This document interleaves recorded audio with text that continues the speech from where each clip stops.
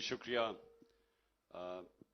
فیصل، آپ کا شکریہ، ابرار، شاہ زمان، نجم اور جو بھی ہمارے تحریک انصاف کے کارکن آئے ہوئے ہیں یا خواتین و حضرات، میں آپ سب کو خوش آمدید کہتا ہوں اور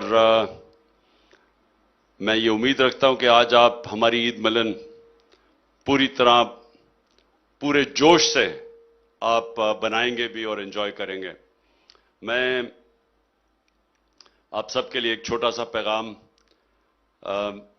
پیغام یہ ہے کہ دیکھیں، ساروں کو پتہ ہونا چاہیے کہ تحریک انصاف کا نظریہ ہے کیا، ہم یہ کیوں جدوجہد کر رہے ہیں۔ تو میں بڑا مختصراً آپ کو بتانا چاہتا ہوں۔ آزاد انسان صرف آزاد انسان کی پرواز ہوتی ہے۔ غلام اچھے غلام بنتے ہیں، غلام قومیں یا ایک غلام ذہنیت کا انسان کبھی اوپر نہیں جا سکتا۔ تو پہلے یہ سمجھ جائیں کہ آزادی کیوں اتنی ضروری ہے، کیوں اللہ نے جو انسان اپنی جان کھو دیتا ہے اپنی آزادی کے لیے، اللہ نے کیوں اس کو اتنا بڑا رتبہ دیا شہید کا۔ یعنی شہید کا رتبہ ہمارے دین میں پیغمبروں کے بعد ہے، اس لیے کہ جو بھی انسان، جو قوم اپنی آزادی کی جنگ لڑتی ہے، وہ اپنے آپ کو آزادی سے نہیں، غلامی سے نہیں صرف نکالتی، وہ پھر عظمت کی طرف جاتی ہے قوم۔ اس لیے اتنا زور ہے ہماری دین میں آزادی کے لیے۔ تو جو ہمارے نبی صلی اللہ علیہ وسلم نے مدینہ میں کیا کیا تھا، انہوں نے انسانوں کو آزاد کر دیا تھا اندرونی طور پہ، لا الہ الا اللہ کہہ کے کہ کوئی نہیں ہے خدا سوائے اللہ کے، اور بت توڑ دیے، خوف کا بت، پیسے کا بت، لالچ کا بت، میں کا بت، یہ بت گرائے انہوں نے، لوگوں کو اندرونی طور پہ آزاد کیا۔ اور معاشرہ آزاد ہوتا ہے انصاف سے، حقوق سے، جس کو ہم کہتے ہیں فنڈامنٹل رائٹس، بنیادی حقوق۔ جس معاشرے کے اندر انصاف ہوتا ہے وہاں لوگ آزاد ہوتے ہیں۔ اور یہ میں آپ کو صرف مثال دینا چاہتا ہوں کہ جب یہاں سے لوگ مغرب میں جاتے ہیں، جب پاکستانی یورپ میں جاتے ہیں، انگلینڈ امریکہ میں جاتے ہیں، وہ کیوں کامیاب ہو جاتے ہیں؟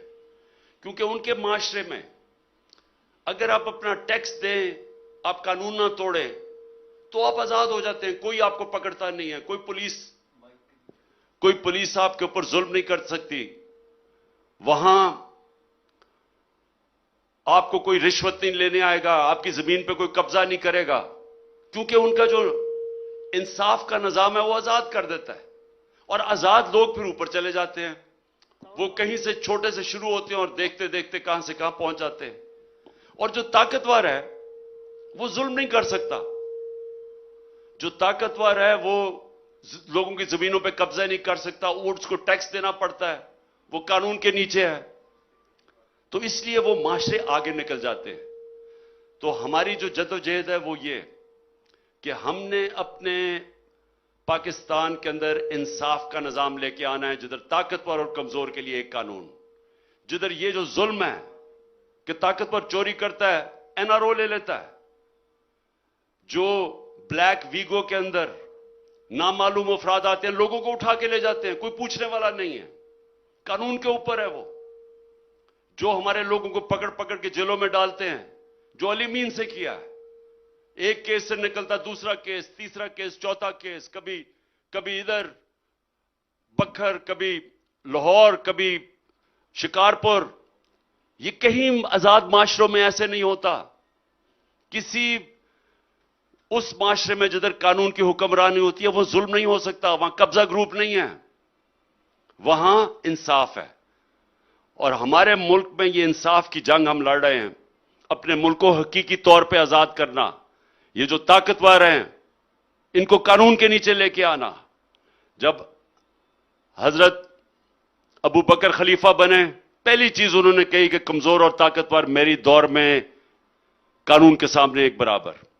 یہی حضرت عمر نے کہا کہ کوئی طاقتور میرے ملک میں کمزور پہ ظلم نہیں کر سکے گا، پہلی سٹیٹمنٹس۔ حضرت علی نے بھی یہ کہا کہ میں سب سے پہلے انصاف قائم کروں گا.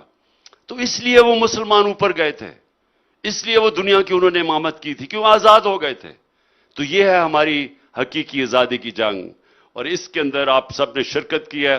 میں اپنی نوجوانوں کو پھر سے خراج تحسین پیش کرتا ہوں, اور جس طرح ہماری خواتین یہاں آئیں اور جنہوں نے محنت کی, جس طرح وہ کھڑی ہوئی, جو ٹیئر گیسنگ لی, میں خاص طور پہ تحریک انصاف کی خواتین کو آج خراج تحسین پیش کرتا ہوں. شکریہ فیصل جی. خان صاحب تھوڑی دیر میں جی وہ یہ نجم شراز کو کہیں وہ اللہ ہو جی اللہ ہو اس لیے آج لوگوں کے سامنے گائے, کیونکہ جب مجھے گولیاں لگ رہی تھی مجھے ابھی بھی یاد ہے اللہ ہو اس وقت کنٹینر کے اوپر بج رہا تھا. شکریہ.